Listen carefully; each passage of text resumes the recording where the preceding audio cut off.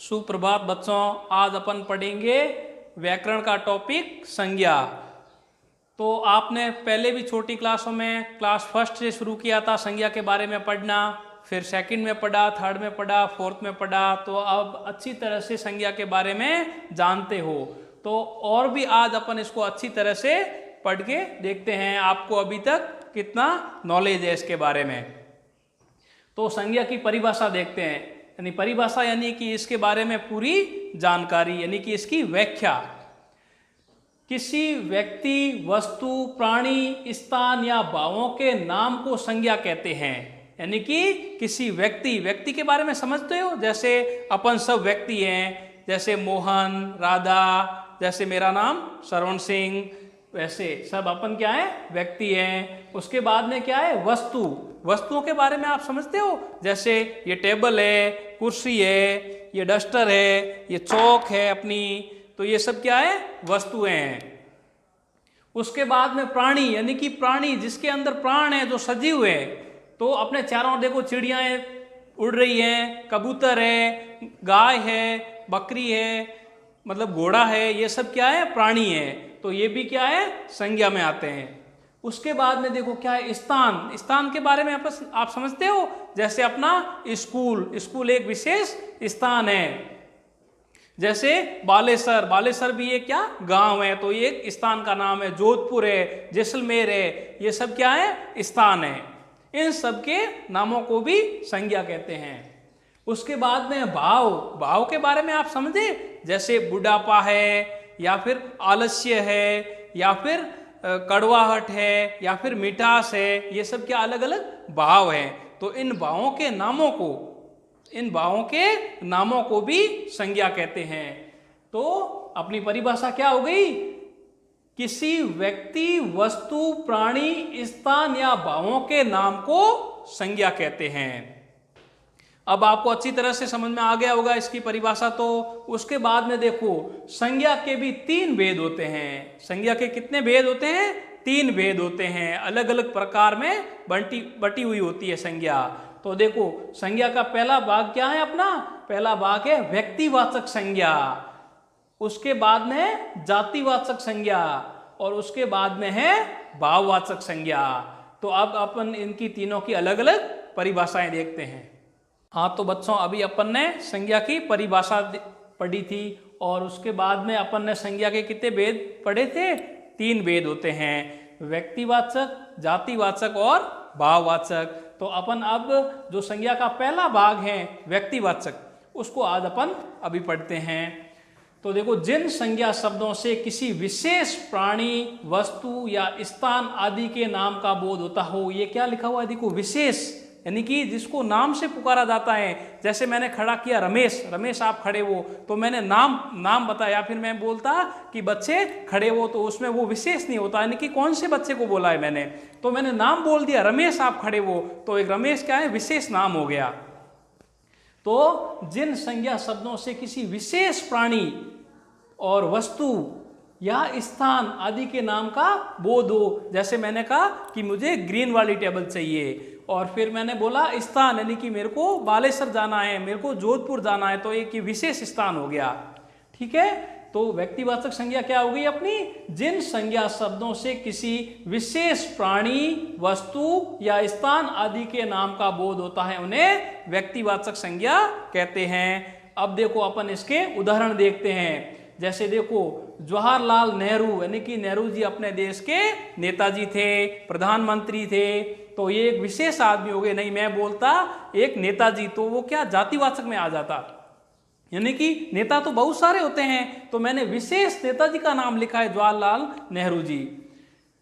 उसके बाद में देखो, गीता क्या है, हिंदुओं का पवित्र ग्रंथ है। वैसे अपन सभी धर्मों का पवित्र ग्रंथ, या सभी धर्मों के लिए आदर का ग्रंथ है, बट जो ये है, जो हिंदुओं का पवित्र ग्रंथ है गीता, तो ये गीता एक विशेष हो गया। या फिर मैं बोलता धार्मिक पुस्तक, तो धार्मिक पुस्तक में सारे धर्मों की पुस्तकें आ जाती, या फिर हिंदू धर्म में भी काफी पुस्तकें हैं वो आ जाती, तो मैंने क्या विशेष पुस्तक का नाम लिखा है गीता। उसके बाद में क्या है, रामचरितमानस, ये भी एक विशेष धार्मिक ग्रंथ है। तो ये भी क्या हो गया, अपना विशेष ग्रंथ हो गया। तो ये रामचरितमानस भी व्यक्तिवाचक संज्ञा का उदाहरण है, एग्जाम्पल है। उसके बाद देखो मैंने लिखा सरदार भगत सिंह। सरदार भगत सिंह के बारे में सब जानते हो आप, स्वतंत्रता सेनानी थे। इन सरदार भगत सिंह जी की वजह से ही अपने देश को आज आज़ादी मिली है। तो ये एक विशेष व्यक्ति हो गए, यानी या फिर मैं बोलता स्वतंत्रता सेनानी। तो स्वतंत्रता सेनानी में तो बहुत सारे सेनानी आ जाते, लेकिन मैंने नाम बोला, विशेष नाम बताया आपको, सरदार भगत सिंह जी। तो ये क्या हो गए, विशेष व्यक्तिवाचक संज्ञा का उदाहरण हो गया। उसके बाद में लिखा देखो मैंने दिल्ली, या फिर मैं देखता राजधानी। तो कई सारे स्टेट्स की यानी कि राज्यों की या देशों की राजधानियां हो सकती है, तो मैंने विशेष लिखा है दिल्ली। तो दिल्ली है जो अपने भारत की राजधानी है। और अपने राजस्थान राज्य है अपना, तो राजस्थान की राजधानी आप सबको पता है क्या है, राजस्थान की राजधानी जयपुर है। वैसे ही अपने भारत की राजधानी क्या है, दिल्ली है। तो एक विशेष स्थान हो गया, जैसे जोधपुर एक स्थान विशेष है, बालेश्वर स्थान विशेष है, और जैसे ही ये दिल्ली भी एक स्थान विशेष हो गया। उसके बाद में देखो अपना उदाहरण है महेंद्र सिंह जी धोनी, यानी कि महेंद्र सिंह धोनी, जो क्रिकेट में बल्लेबाज का इतिहास रचा है, जिन्होंने एक अच्छे बल्लेबाज है। तो या फिर मैं लिखता एक खिलाड़ी, तो खिलाड़ियों में तो काफी सारे खिलाड़ी हो जाते, सचिन तेंदुलकर है और भी काफी सारे खिलाड़ी हैं, तो वो हो जाते। तो मैंने इसमें विशेष नाम लिखा है महेंद्र सिंह धोनी, जिसने बल्लेबाज में अपना स्थान रचा है। उसके बाद में अपन अगला उदाहरण देखेंगे। हाँ तो बच्चों अब अपन देखते हैं संज्ञा का दूसरा भाग। दूसरा भाग है जातिवाचक संज्ञा। तो देखो जातिवाचक संज्ञा की क्या होती है परिभाषा, जिन संज्ञा शब्दों से एक ही जाति या वर्ग के सभी प्राणियों, वस्तुओं अथवा स्थानों के नाम का बोध हो, उन्हें जातिवाचक संज्ञा कहते हैं। देखो क्या कहा गया है, जिन संज्ञा शब्दों में एक ही जाति वर्ग यानी कि एक ही वर्ग हो, जैसे देश, और आगे अपन देखो ये सारे उदाहरण पढ़ेंगे। जैसे देश, तो देश एक अपन ने बोल दिया देश, तो उसमें तो बहुत सारे देश आ गए, तो ये क्या हो गई, एक जाति हो गई। जैसे स्थान, यानी कि इसके अंदर बहुत सारे स्थान आ गए, तो ये एक जाति हो गई, जाति विशेष हो गई। और जैसे अपन देश का एक नाम बोलते हैं भारत या पाकिस्तान, अमेरिका, तो वो क्या हो गया, व्यक्तिवाचक संज्ञा हो गई।